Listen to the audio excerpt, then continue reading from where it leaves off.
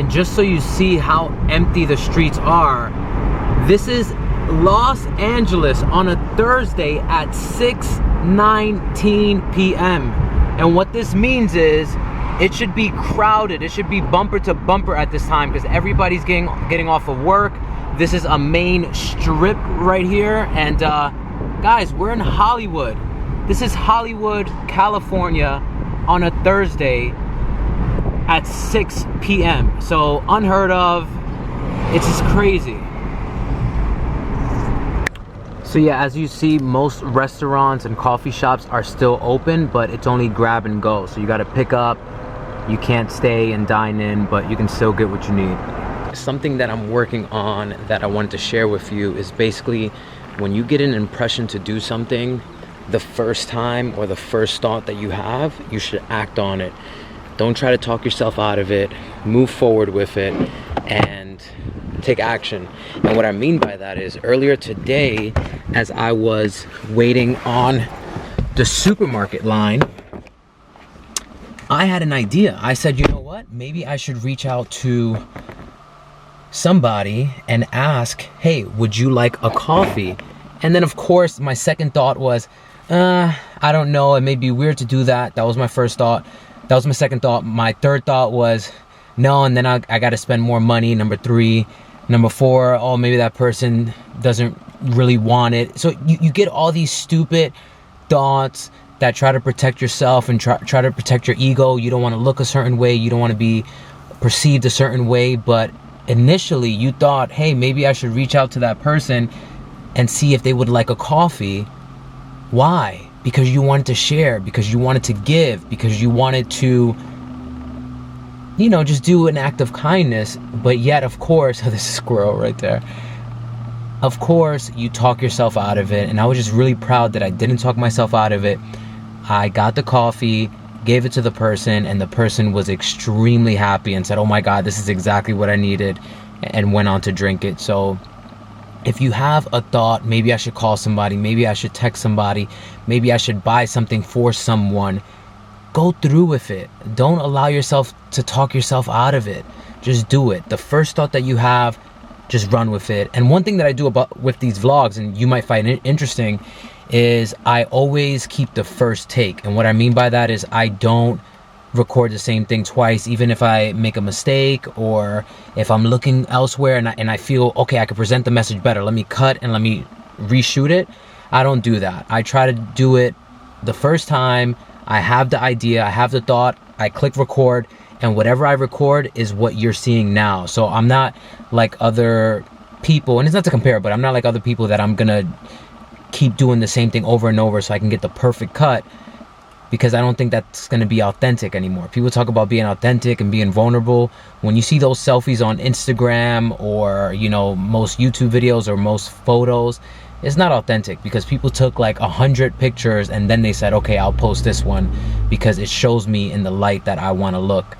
As opposed to when you're having a natural conversation with somebody, you don't get 10 tries to tell them your side of the story. You just get one. So if you have something, a thought, act on it. Don't talk yourself out of it unless it's dangerous and going to hurt somebody and, you know, leave somebody in the hospital. Don't do that. But if it's good and it comes from your heart, release it. All right, you guys want to hear the V12 engine? All right, get ready. You ready? Okay. 3, 2.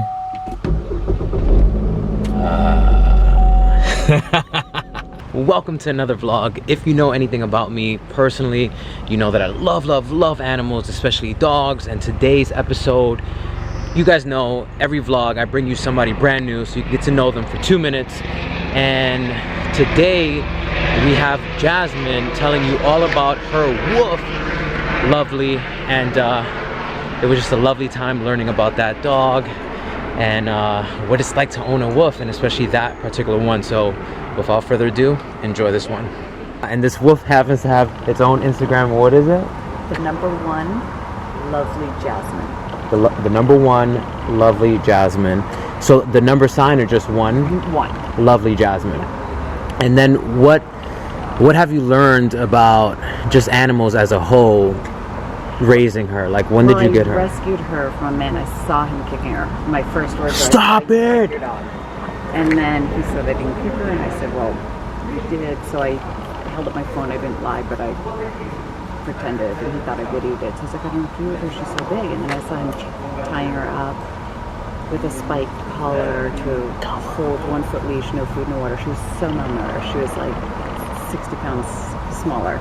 And then years ago I had her live with a professional trainer because I wasn't going to risk it, obviously.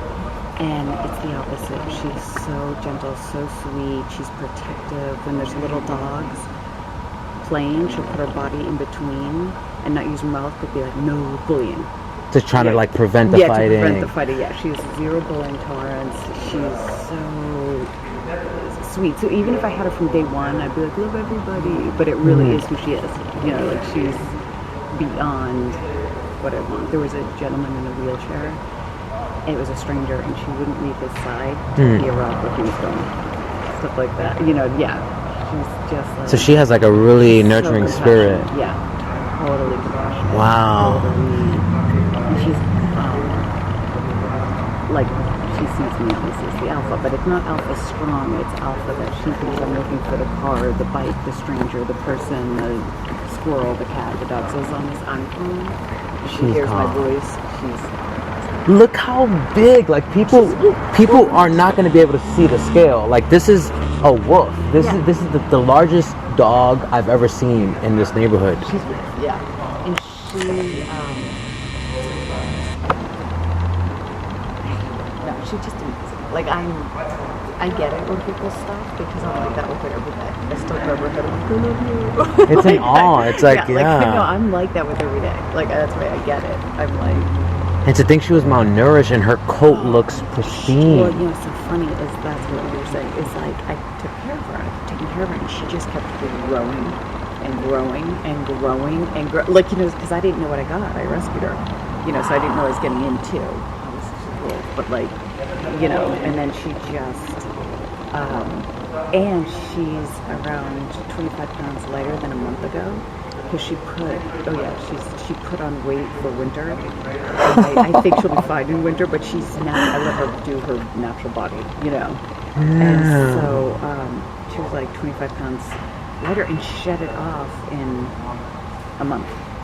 You know, like it was, she just like, it does her natural, she sleeps till the crack of noon and then like wants to go out at night because of the wolf side. Are you She only eats once a day because wolves only eat when they're hungry. And they don't know when their next meal is. I mean, she knows the next meal. That was her life before. Tied up like that, no food, no water. Oh my God. Spike collar, so she tried to lie down. Can I show that? Mm-hmm. Okay, this is her. Let me zoom out. Doesn't even look like the same dog. There you go. This is not the same dog. No, she was so malnourished. Wow.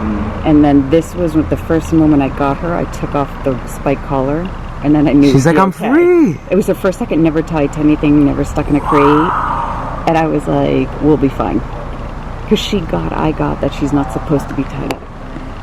You know? She's like, you understand me? Oh my gosh. Not supposed to, yeah. And the fact that you can let her off the leash and she's not trying to run away and she's just there. That's the opposite. If I want her to come, I walk away. She's like, you leave me.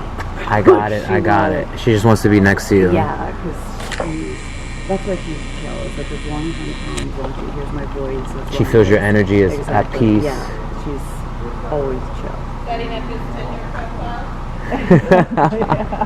Or her.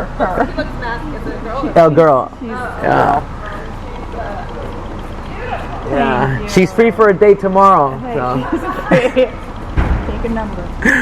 That is impressive. So what would you say you've learned about yourself raising her? Oh my goodness. She literally, the cliche, you've heard this 1,000 times with dogs, but like she's just taught me compassion and calmness, and like nothing gets her, you know, because she never has to worry with her size. But what's so funny is she thinks I'm alpha, so visually I'm protected when I walk with her, but she thinks I'm 7 feet tall. So one time, like someone made a comment to me, made a comment, I went to her like this. I was like, do you want me to let her go? I'll let her go. She'll say the word, I'll let her go. I'll let her go. And he staggers off and I look at her face and she's like, Yeah. She's like, we fooled him, Mom. Like, Yeah. She's just totally the sweet, but she thinks I'm always protecting her. Right. So that, and even if she's playing, she'll look up at me, and I always have to be watching so that she then knows I can continue playing. But she thinks I protect her. But no, it's like I take her everywhere with me, to the bank, grocery store, restaurant, you name it. And when I'm lying in bed, she's so relaxed and she's so calm always. And I'm like, I gotta chill. You know, like so what I've learned, like she just nothing phases her. You know, like she's just. Oh, look at her. My God. But I get it. Like again, like every day I'm still like that with her.